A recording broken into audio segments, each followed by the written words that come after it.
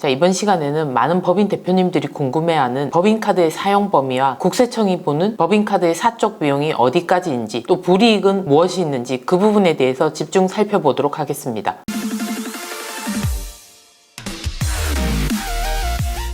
자, 여기서 말하는 법인카드는 신용카드뿐만 아니고 체크카드도 포함입니다. 이 법인카드 등은 세금계산서와 같은 기능을 합니다. 생김새만 다를 뿐이지 세금계산서와 똑같다고 생각하시고, 부가세 공제 등도 사업과 관련해서 공제받을 수 있는 항목이면 얼마든지 공제를 받을 수 있고, 나머지 공급가액에 대해서는 법인세 때 비용 처리가 되는 것도 세금계산서랑 동일합니다. 자, 그럼 사업과 관련된 사용 범위는 어떻게 될까요? 어떻게 되는지 구체적으로 예를 들어 볼까요? 사업과 관련해서 비품, 소모품 등 물품을 구매하게 되면 물품 구매 대금에 대해서 비용 처리가 가능합니다. 여기서 주의할 점은 세무조사를 받아보니까 마트 같은 경우에는 가끔 조사관에 따라서 사용 내역을 요청하는 경우가 있습니다. 우리가 국세청에 법인카드 사용 내역이 나오긴 하지만 총 금액이 나오지 금액의 세세한 항목이 나오진 않잖아요. 가끔씩 이런 세세한 내역이 나온 사용 구매 영수증을 요청하는 경우도 있습니다. 그리고 직원과 임원의 경조사비 내역을 카드로 결제한 경우가 있죠. 화환 등을 예를 들 수가 있죠. 이런 경우에도 직급별로 화환을 어떤 금액까지 지급하는지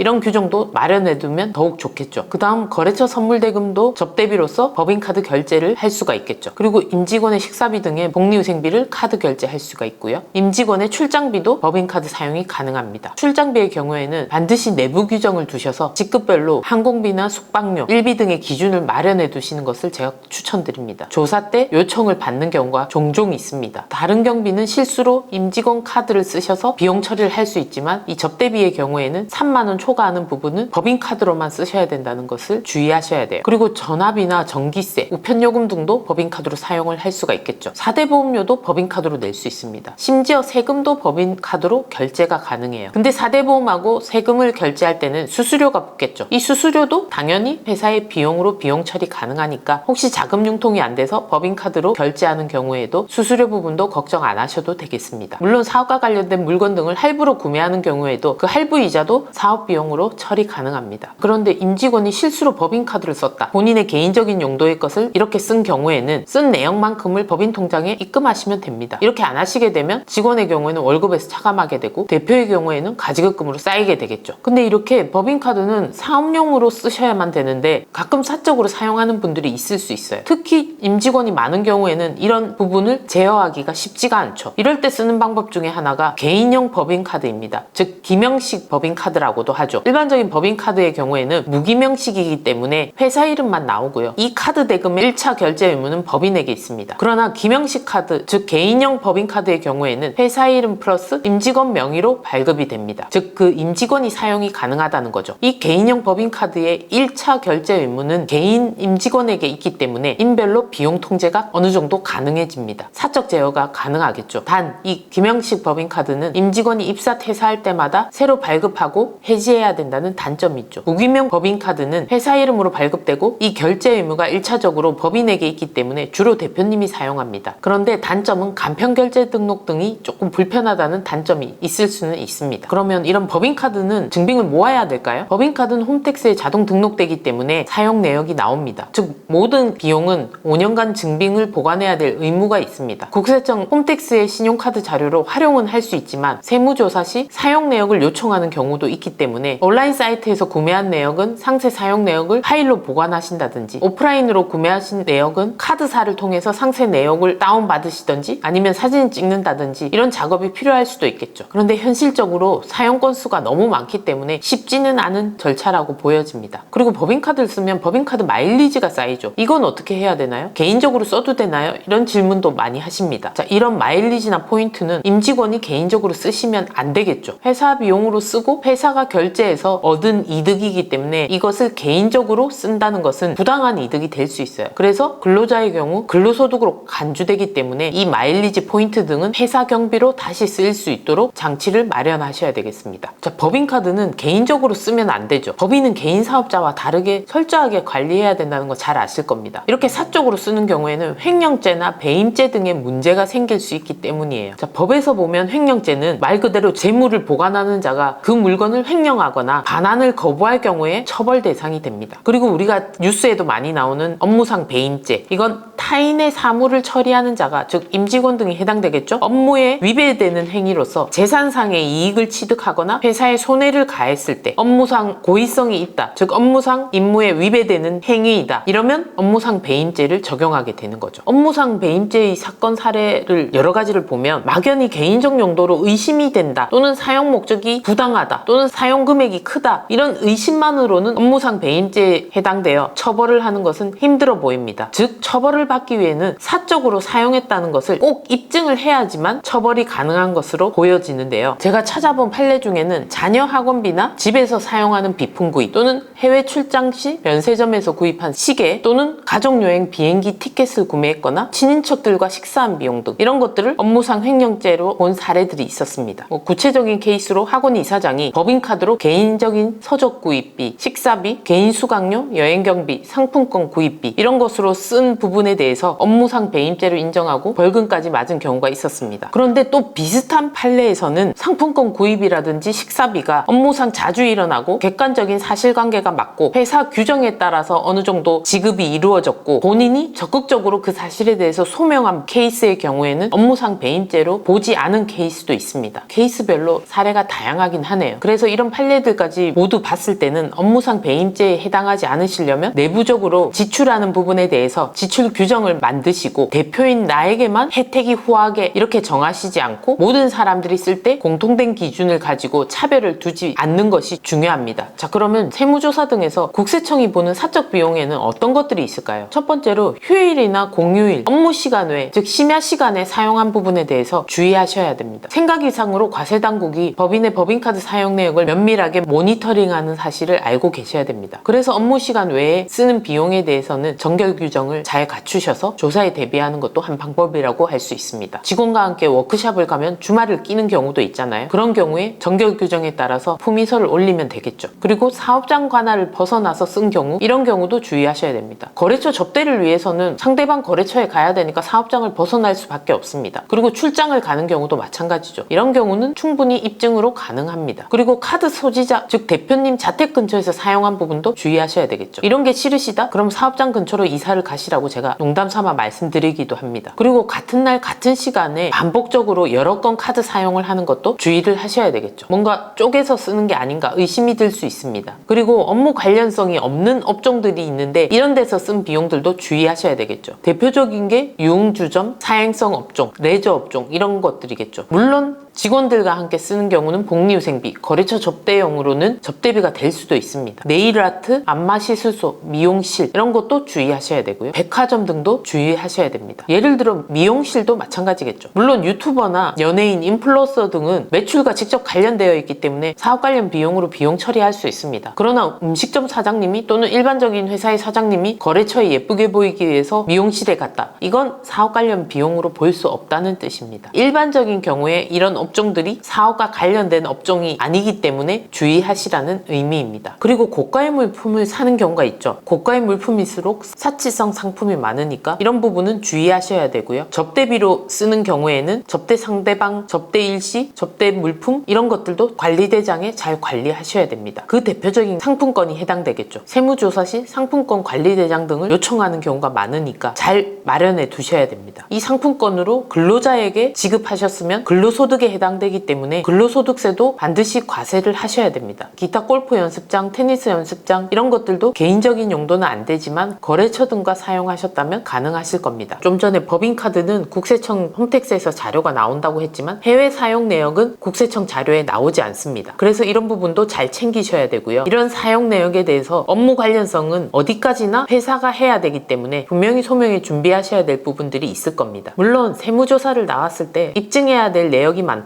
좀 세금이 나올 구석들 케이스가 많다 이러면 법인카드 사용 내역까지 자세히 들여다보진 않지만 그런 것이 없는 일반적인 경우에는 카드 사용 내역의 적정성 여부도 보고 있습니다. 그럼 이런 법인카드로 사적 사용을 하거나 업무 관련이 없는 부분을 사용했을 때 불이익은 어떤 것이 있을까요? 자, 첫 번째로 당연히 이 카드 사용 부분에 대해서 부가세 공제를 받았다. 그럼 부가세 공제 받은 부분에 대해서 다시 납부를 하셔야 되겠죠. 그러면서 신고 불성실, 납부 불성실 가산세를 내셔야 됩니다. 이 부가세 외의 부분에 대해서는 비용으로 인정 못 받기 때문에 법인세를 다시 계산해서 납부를 하셔야 되겠죠. 역시나 신고, 납부 불성실 가산세를 내는데요. 이 신고 불성실은 고의적이었느냐 아니었느냐에 따라서 10% 또는 40% 가산세를 내는데 일반적으로는 대부분 고의적으로 보지 않기 때문에 10%의 신고 불성실 가산세를 내게 됩니다. 납부 불성실 가산세는 하루에 0.22%의 가산세가 붙기 때문에 연 대략 8% 정도라고 보시면 됩니다. 그리고 제일 중요한 것은 이렇게 비용으로 인정받지 못한 사적 부분에 대해서는 대표자의